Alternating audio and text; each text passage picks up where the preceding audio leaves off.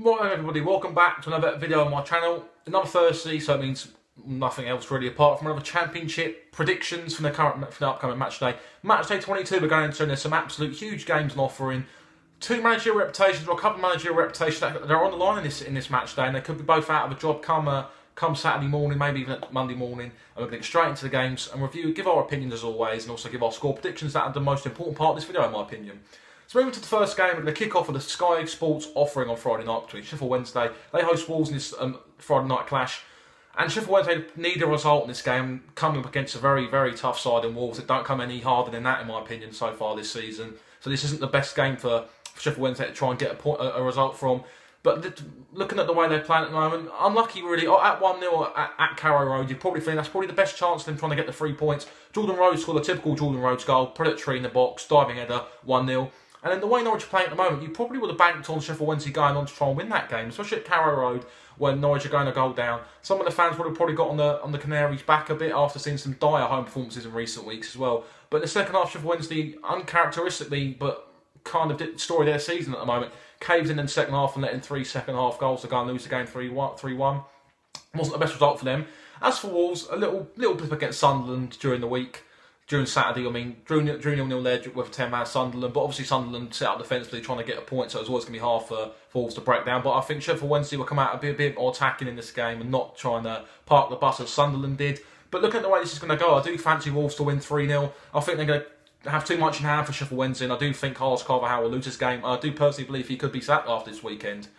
So we're going to go straight into the Saturday games. This is another huge game between Birmingham and QPR. This could be a great chance for Steve Cotterill to get a win and try and install some confidence into this Birmingham side. From what I saw on Saturday, we're low on confidence and low on any attacking creativity at the moment. They've got some fantastic players in their squad. Let's not beat around the bush here. They've got some fantastic players in there, but just don't seem to be creating chances. The rub of the green's not on their side, not having luck on their side, as you can see when Boga missed that penalty last week. This shows you, when you're down in that relegation zone and things are going against you, the luck goes against you as well, and things don't go the way you want them to go. But this is a great chance of them to try and turn their fortunes around against a QPR side who got beat 3-1 by Leeds at home on Saturday, and were probably lucky to get that goal after the Phoenix Rivals mistake, where they were brushed aside quite comprehensively in the end by a dominant Leeds team who showed some great attacking prowess in the attack as well. And looking at the way it's going to go, I'm going to go for a home win. I'm going to go for a 1-0 home win. Obviously, Birmingham don't score a lot of goals, and haven't scored a lot of goals this season, but I do fancy them to get the 3 points. I think this will be a great turning point for Steve Cotterill. Try and get the fans on side and really try and push up the table and try and stand this division, which is probably what they should be trying to do this season. So moving to the next game, Bolton host Burton Albion. Fantastic game at the bottom of the table. Another relegation 6-pointer. To me, I think if Burton Albion loses, I think they could be down, which is a bold thing to say with so many games left of the season, but it just means that Bolton are going to pull away from that relegation zone and they could be cut adrift. Once you're cut adrift in this division, you're forever playing catch-up over the next couple of months, and you don't want to be doing that. You want to be in contention throughout the whole of the season, so you stand the best chance of trying to stay up in this very tough, enduring league.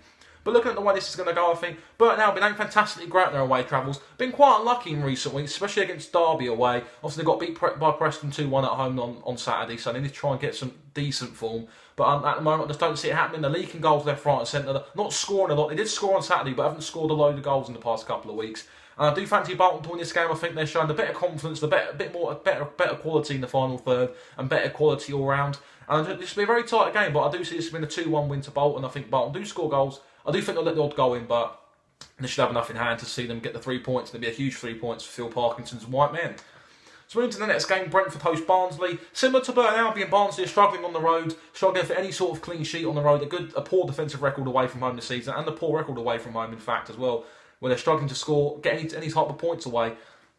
Recent weeks away from home, they got beat by Bolton in recent weeks as well. Lost to Derby at home as well over the weekend, so that wasn't the best result for them in terms of them trying to just pull away, because they're getting dragged into that relegation mix now, where it's about 4 or 5 teams hovering above the relegation 3, and including Bolton as well. 4 or 5 teams sitting above them. We could get dragged into it if the results don't pick up. And looking at the way Brentford are playing at the moment, all right, they lost to Hull 3-2, but at home they're not doing too bad, although they do draw a lot of games at home. So Barnsley will be trying and get something from this game that can really stand them in good stead, try and get them moving up the table over this Christmas period where games come thick and fast and plenty of points to be won. But looking at the way it's going to go, I'm going to go over 2-2 draw. Plenty of goals in this game between two sides. You have the capability of scoring a lot of goals, and both sides do leak goals as well. And looking at the way Barnsley play away from home, I do think they'll leak a couple of goals. But I'd say a point each would be a fair result in my opinion. Depending on how the game's going to go, I'm not too sure. But I'm going to go over 2-2. So moving to the next one, Bristol City host Nottingham Forest. the way that Bristol City are playing at the moment, you just don't see them losing this one. I think the way they're playing such free-flowing football, easy on the eye stuff, but most importantly as well, grinding out important results. Obviously, coming from going a goal up, then Sheffield United equalised on Friday, and then still find the character and desire to pull out a winner. Just shows that this is a team that are capable of getting to the playoffs. Maybe even the promotion place if Cardiff or anyone above them do slip up out of the top two. Wolves or Cardiff, I'm not too sure. But looking at the way that they're playing at the moment, it's fantastic to see. And it's a good example of a chairman giving a manager a longer chance. Obviously, last season, many Bristol City supporters are calling for Lee Johnson's head towards the end of the season after a dire run, saw them dragged into the relegation mix. They stayed up in the end, and now they're seeing a repayment in faith to the manager, and he's repaying out with some good players and some good attacking football. And looking at the way Nottingham Forest are playing at the moment, obviously just managed to beat Bolton, but were quite workmanlike in a 3-2 win at the City ground. Do leak a lot of goals, do Nottingham Forest. I can see a hell of a lot of goals. Don't get me wrong, in the final third, they're fantastic. They score plenty of goals, shared out amongst the team, but defensively, they need to tighten up. And I think that's going to be their Achilles heel here. I do fancy him to lose 3-1. I do fancy him to get a goal, but defensively at the moment, that's poor. And I do see him conceding 3 goals, and it should be another win for Bristol City, who continue their march up the Championship table. So moving to the next game, Derby host Aston Villa. This will be actually another really good game. Probably one of the highlights of the weekend for me in terms of two quality sides at the moment, both in the playoff places and both looking to try and strengthen and get a good grip on the playoff place going into the Christmas period, where a lot of things can go wrong if you don't get the right type of form. But this will be a good start for both sides, trying to get some good form, as I said, going into a busy period. And it's going to be a very tough game. Obviously, Derby doing everything right at the moment. Last 2 away games, Middlesbrough 3-0, Barnsley 3-0. Looking really, really good in front of goal, looking quite solid defensively. Quite a nice, strong infrastructure back line there, with some good players in the back as well, some fantastic players up front. Obviously, Tom Lawrence is injured for this game. I don't think he's playing, so one of their main attacking players. It's a big blow for them this season. He's been a crucial player going forward for Derby, and it's going to be a big loss for them. Looking at Aston Villa, obviously John Terry's still out injured, but they're doing okay. A point against Millwall probably wasn't the best result in terms of all the teams to try and draw against Millwall, and I thought Millwall probably deserved 3 points in that game. So it's just to kick up the backside, I think, for Aston Villa. They're going to go to a tough place at Pride Park, which has not been easy to go for teams this season. And look at the way it's going to go. I do fancy a 2-1 Derby win. I think they're playing some fantastic stuff. And when you get some momentum in this league and that, it's very hard to stop. They've got players like Vidra who's scoring goals for fun at the moment, really doing well. They've got some good attacking quality as well. Fantastic midfield and a very strong defence. And at the moment, you've got to look at the way Aston Villa are at the moment. Christopher Sanders out injured now as well, so it's going to be a makeshift back line, I think. We've obviously James Chester, who's done consistently well over the season. But looking at the way this is going to go for me, I'm going to go for 2-1 Derby and then to kick on now and solidify their playoff claims. So moving to the next one, we've got Ipswich. They host Reading. Ipswich not been doing too great, especially on Saturday. Look, they got beat 2-0 by Middlesbrough at the Riverside. When Mick McCarthy admitted they probably weren't at their best, didn't play some of the football that's really got Ipswich fans on the edge of their seats and really caught the eye in terms of them potentially been an outside bet for a playoff place this season. And as for Reading, disappointing during midweek, blowing a 2-goal lead at home at Cardiff, where Cardiff got 2 late goals in this game to try and get to salvage a point. And look at the way it's going to go. I do fancy a home win. I think Ipswich will bounce back from this. I think at home they're playing some great stuff. Very good counter-attacking side at home as well. This game will fall right into the hands of Ipswich. Reading like to keep the ball. Ipswich will probably allow that as well and then hit them on the counter-attack with some of the great players they've got in their team who really do have good legs in the final third and have great finishing abilities. And looking at the way it's going to go for me, I'm going to go with another 2-1 home win. I do fancy Reading to score a goal. I think they've got some good firepower within the side. They've got some good attacking qualities. Obviously, Modu Barrows hit some fantastic form in the past couple of weeks, scoring some important goals. I think it's 3 in 2 games, I think, for him so far in the last couple of weeks. So he's really stepped up after a decent money move from Swansea in the summer. But looking at, as I said, though, I think this will be a good result for Ipswich. 2-1 home win and to keep them in touch with the playoff places as we move into Christmas. So moving to the next game, Leeds host Norwich. This will be another good game between 2 good sides who both won at the weekend, both won 3-1. Obviously, Leeds beat QPR respectively, followed by Norwich winning the 5:30 kickoff against Sheffield Wednesday 3-1. But looking at the way this is going to go for me, I do fancy Leeds to make it back-to-back wins. At home, they're looking quite strong against... Oh, this will be a tough game, though. Don't get me wrong, Norwich have now really showed some attacking resurgence on Saturday. Something they've not showed a lot of this season. They've shown a massive lack of that this season. But hopefully now Daniel Farke really starts... He's got some fantastic attacking quality. So he's got to be a bit more brave now. He's got some good players who know where the back of the net is. James Maddison, Cameron Jerome, Nelson Oliveira. To name 3 players there, all capable of getting double figures in the Championship season, no matter what side they're in.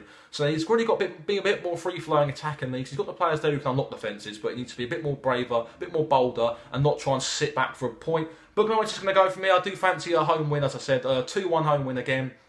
And we're going to go for another 2-1. I think Leeds will have enough in the locker to try and keep out Norwich defensively. And the likes of Alioski Saiz and Kemal Roof, who scored a hat-trick, he's in hot form at the moment, and I do fancy them to win this game 2-1. So kicking on, we've got Millwall. They host Middlesbrough. Interesting game for Millwall, playing some decent stuff, accumulating some big points against some of the better teams in the division.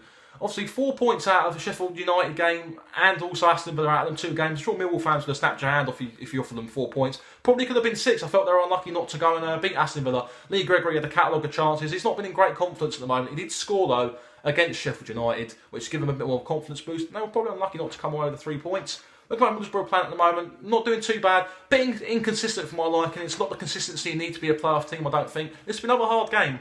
Millwall are making the Den a bit of a fortress and beating some big teams down there. The likes of Norwich and Sheffield United have gone down there and they've failed to get 3 points down there. Been beaten quite comprehensively by a well-drilled Millwall team. And look at where this is going to go. I do fancy Millwall to get a win in this one. I think it'll be a tight 1-0, I think, for me. Millwall are good at home. They've got a small little a tight pitch where the fans are right on your back if you're an away team. It's not the easiest place to go. It's quite intimidating. And I think Millwall will win this game 1-0. So kicking on, we've got Preston. They host Sheffield United. Preston in a good form at the moment. A good result against Burton Albion. Come up against the Sheffield United side, who are struggling for form at the moment. Lost at home to Bristol City. And it's been another tough game against the Preston side, who are well drilled, well organised, got plenty of attacking qualities and a good solid defensive base as well. And the guys I'm going to go over a draw in this one, 1-1. I think this will be a good point for Preston, and it might be the worst point for Sheffield United, who, in my opinion, I think, out of all the teams in the playoffs at the moment, I think they'll eventually drop out. I think they're starting to find that championship season's a bit of a tough, quite tough, and they're starting to probably get a little bit of mid-season burnout, which they probably need a little break in between. But there's no international break now until March, so it's going to be quite hard for teams to try and get a rest now between now and the busy Christmas period. But as I said, it'll be a 1-1 show for me, and both sides will probably be quite happy with the draw. So moving into penultimate game list review, we've got Sunderland. They host my team Fulham, and for crying out loud, surely we cannot be the only team to lose to Sunderland this year. I'll be absolutely gutted if we do, but knowing the way we are, with certain teams and certain records, it always seems to be Fulham who seem to bugger it up. Good result for us against Birmingham 1-0, but we need a bit more firepower for me. A bit toothless up front, and a failure to put the game away almost allowed Birmingham back in to get a point. We were lucky when Bogus got his penalty, but we need to get a bit more of killer instincts, try and kill off teams, especially at home when we've let slip many points at home due to taking the lead and not being able to see it out and not scoring enough goals for me. As for Sunderland, a fantastic draw against Wolves during on Saturday. Down to 10 minutes without Lee Cattermole. Robin Royter, the goalkeeper, said this done Sunderland mentally very good at the moment in terms of them getting a point up at the league leaders. So they're doing a very good game. But looking for me, I'm going to go for 3-1 away win to Fulham. I think if we score first, we should have enough in hand to try and win the game. But it's got to be a case of us scoring first and then allowing the Sunderland fans to get on the back and allow a bit of pressure into Sunderland. And as I said, we should win this game 3-1. But if we don't, it'll be a bit of an embarrassment. And finally, into the final game of this review, Cardiff host Hull on the 5:30 kickoff live on Sky. Cardiff showed fantastic character to come back and win draw against Reading during the week, 2-2. Neil Warnock also got sent off during that, sent to the stands. Also been charged with misconduct by the FA, so it's a little bit of a warning for Neil Warnock. But as for Hull, fantastic win against Brentford 3-2. The Adkins effect there shows that he's a good manager. I think he's the right man for them. But looking at the way this is going to go for me, I'm going to go for 3-1 home win. Cardiff playing some good football moment. The belief's there, and they've got the good quality there, and I do think they'll win this game 3-1. So there, guys, there's my championship review. Do like it, guys. Hit the like button. Subscribe to the channel if you're new. Just a quick note, 340 subscribers is fantastic. I can't believe how great we're doing at the moment. It's really good. Keep an eye out for Friday night. We're going to do our top 10 championship signings of the season so far. So keep an eye out for that on the channel. But as I said, guys, like, subscribe, and we'll see you all on Friday.